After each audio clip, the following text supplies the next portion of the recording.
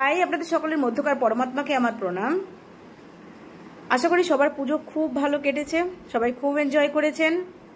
আর এই বছরটা শেষ হতে চললো, আর কয়েকটা মাস মাত্র। একটু পেশেন্সের সাথে কেয়ারফুলি চলুন। পরবর্তী সামনের বছরটা 2026টা খুব ভালো যাবে সবার। নতুন অনেক কিছু হবে। যারা চাকরির জন্য এতদিন স্ট্রাগল করে যাচ্ছেন সেগুলো আসবে, যাদের হেলথ রিলেটেড প্রবলেমে সাফার করছিলেন সেগুলো ঠিক হবে, রিলেশনশিপ ঠিক হবে, এগুলো সব ঠিক হয়ে যাবে। আমাকে গত পরশু দিন একজন আমাকে বলছে আমি বিশ্বাস করি না এই অ্যাস্ট্রোলজি, নিউমেরোলজি বা ভগবান, এগুলোতে আমি বিশ্বাস করি না। আপনার যদি ক্ষমতা থাকে আমাকে বিশ্বাস করিয়ে দেখান।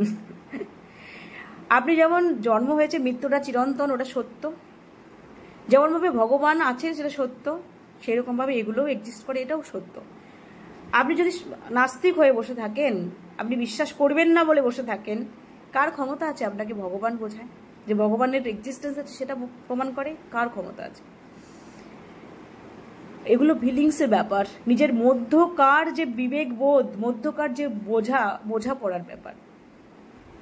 আপনি আজ কারো একটা চরম সর্বনাশ করলেন, কয়েকদিন পরে তার রিটার্ন কিন্তু আপনি পান। এমন কিছু আপনার হলো যেটা কিনা আপনাকে বুঝিয়ে দেয় যে আপনি ওই কাজটা করেছিলেন, তার ফিডব্যাক হিসেবে এটা পেয়েছেন। আর আপনি যদি ভাবেন যে না, ও আমার এটা হওয়ার ছিল, হয়েছে, কে আপনাকে বোঝাবে? যারা নাস্তিক, ভগবানে বিশ্বাস করে না, তাকে আপনি জোর করলেও বিশ্বাস করতে পারবেন না, করাতে পারবেন না। ভগবান তার কাছে এসেও যদি তাকে বুঝিয়ে দেয়, সে মানবে না সেটা।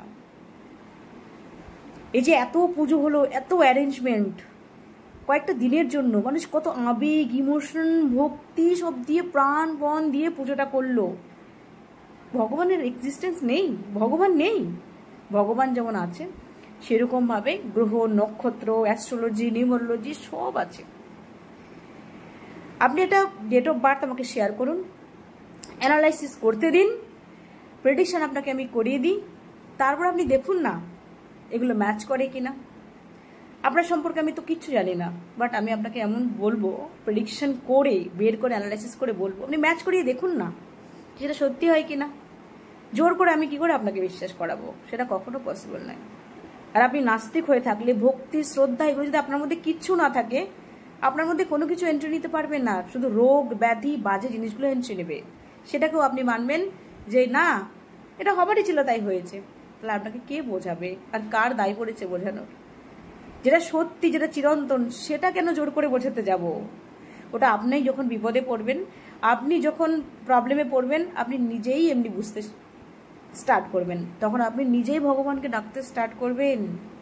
ভগবানকে ডাকা ছাড়া, সঠিক পথে চলা ছাড়া কোনো দিন কেউ শান্তিতে থাকতে পারবে না, এটাই সত্যি।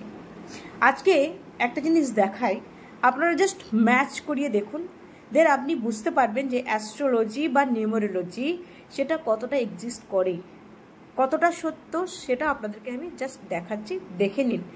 নিজের ডেট অফ বার্থটা নেবেন, নিয়ে এই মূলাঙ্ক ভাগ্যাংটা ক্যালকুলেট করে বের করবেন, দেন আপনি নিজেই আমাকে ফিডব্যাক দেবেন যে এটা সত্যি কি সত্য নয়। দেখুন একবার, জাস্ট দেখুন একবার। ধরুন মিস্টার ওয়াইক, সেই মানুষটির ডেট অফ বার্থ হচ্ছে 10/8/2006, মানে অগস্টের 10 তারিখ 2006-তে তার জন্ম হয়েছে। তার মূলাংকটা কী হবে? মূলাংকটা কীভাবে ক্যালকুলেট করতে হয়? মূলাংকটা হয় তার যে ডেটটা, অনলি যে ডেটটা, সেটাকে আপনাকে যোগ করতে হবে। ধরুন এখানে 10 আছে বলে 1 + 0 = 1। যদি ডেট কারো 11 হতো তাহলে 1 + 1 = আসতো 2, তার মানে মূলাঙ্ক হতো তার 2। তার মানে ডেট যা আছে, যদি দুটো ডিজিট হয় সেটাকে যোগ করে যা হবে সেটা আপনার মূলাঙ্ক। আর যদি একটা ডিজিট হয় তাহলে তো একটাই আপনার মূলাঙ্ক হবে, এটা হচ্ছে আপনার মূলাঙ্ক। ভাগ্যাঙ্ক কী করে হবে? ভাগ্যাঙ্কটা আপনি করবেন প্রত্যেকটা ডিজিট যোগ করে, যেমন 6 + 2 + 8 + 1, তার মানে 8 রাখে 9, 10 11, আর 6-তে হচ্ছে 17। 17 মানে হচ্ছে আলটিমেটলি 17 মানে হচ্ছে 1 + 7 = আপনার 8। তাহলে 8 হচ্ছে আপনার ভাগ্যাঙ্ক। তার মানে আমি কি পেলাম? মূলাঙ্ক হচ্ছে আপনার জাস্ট ডেটটা হচ্ছে আপনার মূলাঙ্ক। যদি দুটো ডিজিট হয়, দুটো ডিজিটকে যোগ করে আলটিমেট যে নাম্বারটা আসবে সেটা মূলাঙ্ক। আর ডেট অফ বার্থের মধ্যে যতগুলি নাম্বার আছে সব কটাকে যোগ করে আলটিমেটলি যদি দুটো সংখ্যা আসে, সে দুটোকে আবার যোগ করবেন, যোগ করে যেটা আসবে ফাইনালি সেটা হবে আপনার ভাগ্যাঙ্ক। এটা লসু গ্রিড আছে, সেখানে বসাতে হয়। আমাদের ক্যালকুলেশনের সময় আমরা বসাই। এইবার বলে রাখি ব্যাড হেলথ সেক্টর, এটাকে বলা হয় ব্যাড হেলথ সেক্টর। এই মূলাঙ্ক এবং ভাগ্যাঙ্কের কম্বিনেশন যাদের এমন হবে তারা কিন্তু বিভিন্ন রকম হেলথ রিলেটেড ইস্যুতে ভুগবেনি। রোগ ব্যাধি পিছু ছাড়বে না, সবসময় মনে হবে কিছু না কিছু আপনার হতেই চলেছে। যদি কারোর মূলাঙ্ক হয় 1 আর ভাগ্যাঙ্ক হয় 8, সেই মানুষটির লাক ফ্যাক্টর কিন্তু অনলি 0%। এরা কিন্তু হেলথ রিলেটেড বিভিন্ন প্রবলেমে প্রচুর সাফার করবে। কারো যদি মূলাঙ্ক হয় 8 আর ভাগ্যাঙ্ক যদি হয় 1, এক্ষেত্রেও লাক ফ্যাক্টর অনলি 0%। নিজে স্ট্রাগল করেই যা কিছু অ্যাচিভ করতে হবে। কারো যদি মূলাঙ্ক হয় 2, ভাগ্যাঙ্ক যদি হয় তারও লাক ফ্যাক্টর 0%। কারো যদি মূলাঙ্ক হয় 8, ভাগ্যাঙ্ক যদি 2 হয়, তাদেরও হেলথের অবস্থা কিন্তু খারাপ। 3 যদি হয় কারোর মূলাঙ্ক, ভাগ্যাঙ্ক যদি 6 হয়, মূলাঙ্ক যদি 6 হয়, ভাগ্যাঙ্ক যদি 3 হয়, এগুলো সবগুলো কিন্তু লাক ফ্যাক্টর অনলি 0%, কমপ্লিটলি 0%। যদি কিনা কারোর মূলাঙ্ক হয় 4, ভাগ্যাঙ্ক যদি হয় 9, তার লাক ফ্যাক্টর 20%। একেও কিন্তু হেলথ রিলেটেড বিভিন্ন সাফারিংস কিন্তু থাকবে, তাকে মানে সাফার করতে হবে হেলথ রিলেটেড বিভিন্ন ইস্যুতে। কারো যদি মূলাঙ্ক হয় 9 আর ভাগ্যাঙ্ক হয় 4, তার ক্ষেত্রে লাক ফ্যাক্টর 30%। একেও কিন্তু বিভিন্ন রকম রোগ ব্যাধিতে ভুগতে হবে। কারো যদি মূলাঙ্ক হয় 7, ভাগ্যাঙ্ক যদি হয় 7, মূলাঙ্ক এবং ভাগ্যাঙ্ক দুটোই 7, তার মানে দেখা গেল হলো এরকম 17, 1, তাহলে 2005, তাহলে 7 আর 1 8, তার মানে 8 হচ্ছে আপনার মূলাঙ্ক, ভাগ্যাঙ্ক হচ্ছে কত 7, 8, 9 গেল, আর 5 2 7, তাহলে ভাগ্যাঙ্ক হলো 7।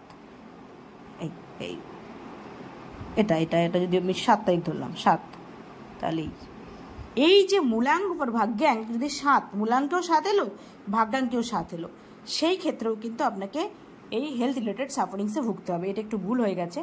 ধরুন কারো যদি হয় 7 আর এখানে হলো 1 আর হচ্ছে 5, তাহলে মূলাঙ্ক হলো তার 7 আর ভাগ্যাঙ্ক হলো 7।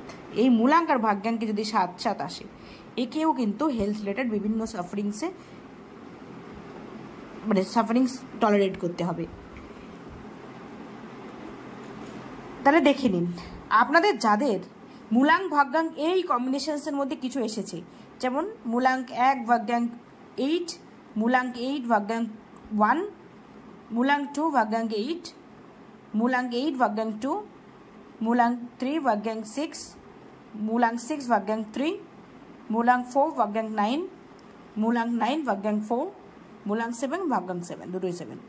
এই যদি এইগুলোর মধ্যে যদি কারোর কম্বিনেশন এসে গেছে, তাদেরকে কিন্তু বিভিন্ন রকম রোগ ব্যাধি হেলথ রিলেটেড সমস্যায় আপনাকে ভুগতে হবেই, কিচ্ছু করার নেই। তখন আপনাকে কি করতে হবে, আপনি চ্যান্ট করবেন গায়ত্রী মন্ত্র।